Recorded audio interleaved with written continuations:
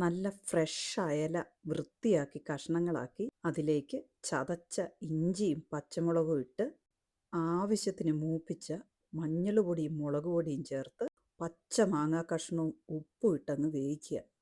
തിള കയറി വരുമ്പം വെളിച്ചെണ്ണയിൽ കടുകും ഉലുവയും പൊട്ടിച്ച് കറിവേപ്പിലയും പച്ചമുളകും ചെറിയുള്ളിയും കൂടെ മൂപ്പിച്ച് ഒരു നുള്ളു കായപ്പൊടിയും കൂടെ ചേർത്ത് ഇളക്കി എടുത്താൽ എൻ്റെ പൊന്നു സാറേ, ചുറ്റുമുള്ളതൊന്നും പിന്നെ നമുക്ക് കാണാൻ പറ്റില്ല. ഞാനേ ഡയറ്റിലാണേ എന്ന് നാഴികയ്ക്ക് 40 വട്ടം സാബുജിയോട് പറയുന്ന. ജോലി കഴിഞ്ഞ് വന്ന പാടെ ഞാൻ ഒരു 4:30 ആയപ്പം ഭക്ഷണം കഴിച്ചതുവാ.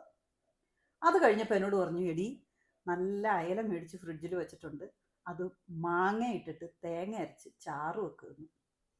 കണ്ടു കഴിഞ്ഞപ്പോൾ എൻ്റെ പിടി വിട്ടുപോയി. ഇത് കണ്ടിട്ടുണ്ട് എങ്ങനെ കഴിക്കാതിരിക്കും. എൻ്റെ ഡയറ്റൊക്കെ പോയി. ഇപ്പം രാത്രി 10 മണിയായേ, വീണ്ടും ചോറിനാൻ പോവാ. ആർക്കെങ്കിലും നൊസ്റ്റാൾജിയ തോന്നുന്നുണ്ടോ? ഞാൻ കഴിക്കട്ടെ.